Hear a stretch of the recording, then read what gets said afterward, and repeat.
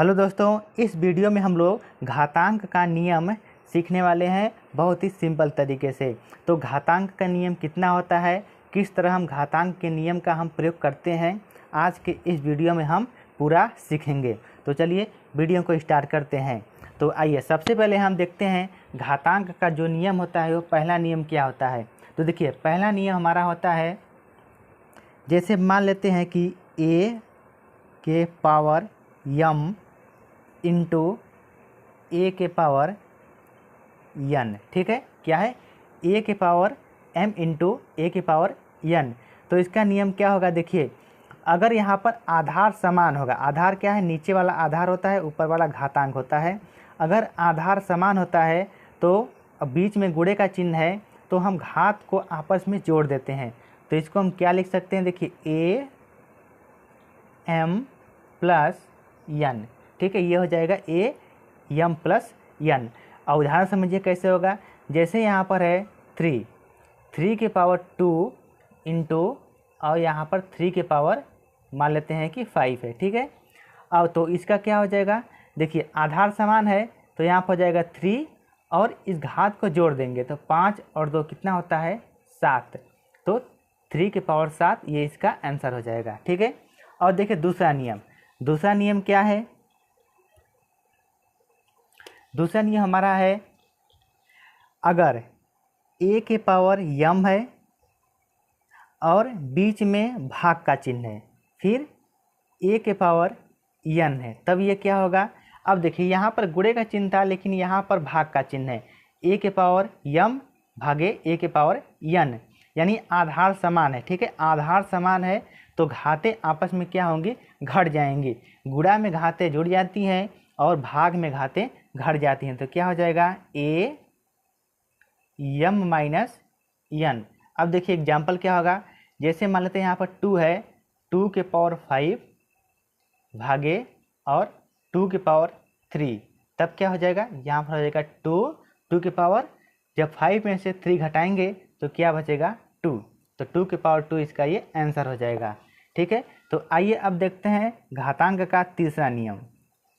तीसरा नियम क्या होता है दोस्तों, देखिए तीसरा नियम क्या होता है, जैसे मान लेते हैं यहाँ पर a के पावर m है। ठीक है, a के पावर m है और इसके पावर भी n है, और कैसे कहने का मतलब है कि पावर के ऊपर पावर है। ठीक है, a के पावर m और फिर m के पावर n, तो क्या हो जाएगा, तो ये हो जाएगा a के पावर, इन दोनों को आपस में गुणा करते हैं यानी क्या हो जाएगा m इंटू n। ठीक है, और देखिए उदाहरण कैसे होगा, जैसे यहाँ पर 5 है, 5 के पावर 3 है, फिर इसके पावर 2 है, तो इसको हम क्या लिखेंगे, 5 के पावर 3 का 2 में गुणा करेंगे तो 3 दूना 6, 5 के पावर 6 हो जाएगा। ठीक है, और देखिए ये चौथा नियम क्या बोलता है, घातांक का चौथा नियम क्या है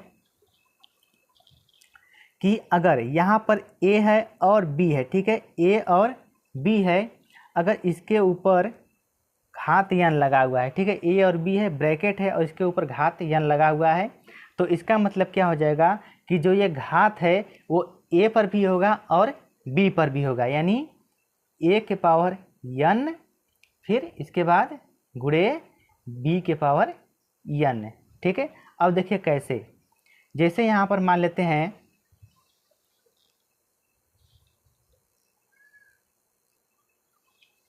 जैसे है 3 इंटू 2, 3 इंटू 2 के पावर यहाँ पर 3 है। ठीक है, तो इसको हम क्या लिख सकते हैं, यहाँ पर 3 के पावर 3 लिखेंगे और इस गुणे और इस 2 के पावर भी 3 लिखेंगे। ठीक है, ये हमारा है घातांक का चौथा नियम।